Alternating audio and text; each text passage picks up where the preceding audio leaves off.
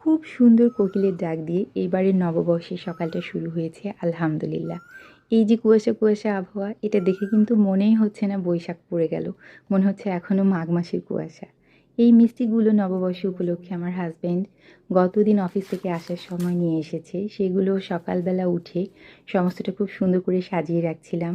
আর নববর্ষের দিনগুলোতেই না আমার এই মাটির ডিনার সেটগুলো আমি বের করি, আর অন্যান্য সময়ে জাস্ট শখের বশে। এরপর খুব সুন্দর কোকিলের গান আবারও এনজয় করতে করতেই সকালে রান্নাবান্নাগুলো কমপ্লিট করে নিয়েছি। আজ আমাদের পুরোটাই বাঙালিয়ানা রান্নাবান্না হবে, সেই সাথে সার্ভটাও হবে বাঙালি ট্রেডিশন অনুযায়ী মাটির সমস্ত কিছুতে, যা সবাই করে আর কি। পান্তা ভাত, ইলিশ মাছ ভাজা, মসুর ডালের বড়া, সেই সাথে ঝাল ঝাল আলু ভর্তা, এই সমস্ত কিছুই করেছিলাম। এরপর আমরা একটু ফ্যামিলি ফটোশ্যুট করেছি, যা একান্তই আমাদের মাঝেই আছে, কারোর সাথে শেয়ার করিনি। আর এরকম আমরা খুব সুন্দর মিলিয়ে মিলিয়ে একটু এসো হে বৈশাখ আঁকিয়েছিলাম মেহেদি দিয়েই, সেইটারও শ্যুট করে নিয়েছি। দুপুরবেলার আয়োজন এবার হবে সারাদিনই বাঙালি রান্নাবান্না। তো এবার আমি আমার বারান্দা বাগানের এই লাউ পাতাগুলো নিয়ে যাচ্ছি পাতুরি করব বলে, আর চিকেন রান্নাটা আগেই করে ফেলেছি। আর এইদিকে পাতুরিটা অলরেডি বসিয়ে দিলাম, ইলিশ মাছের পাতুরি এটা। এটা কিন্তু অনেক মজা লাগে খেতে, এরকম ফ্রেশ লাউ পাতা হলে তো কথাই নেই, এত এত মজা লাগে।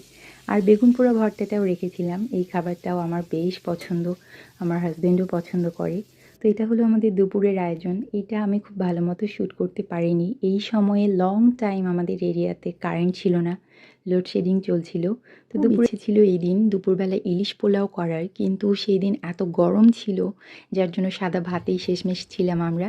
এরপর খাওয়া দাওয়া কমপ্লিট করে আমরা ঘুরতে বেরিয়েছিলাম। রোদ ছিল মারাত্মক, কিন্তু পাশাপাশি খুব দারুণ হাওয়া বইছিল। তো মনে হলো একটু ঘুরেই আসি মেয়েটাকে নিয়ে।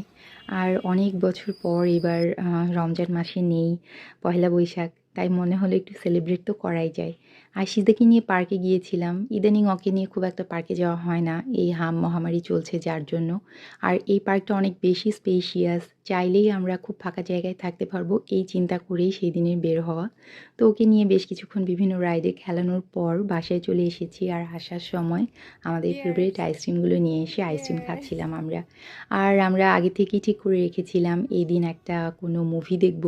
তো শ্রাবন্তীর এই ডিটেকটিভ সিরিজটা সেই দিন আমরা সিলেক্ট করেছি, ঠাকুমার ঝুলি, বেশ ভালো লেগেছে।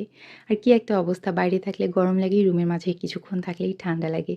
এরপর লাস্ট খাবার দাবার হিসেবে কফি খেতে খেতে আমরা আমাদের নববর্ষের দিনটা সমাপ্ত করেছি। নববর্ষের আনন্দ ছড়িয়ে পড়ুক সবার জীবনে। আপনাদের নববর্ষ কেমন কাটলো জানাবেন।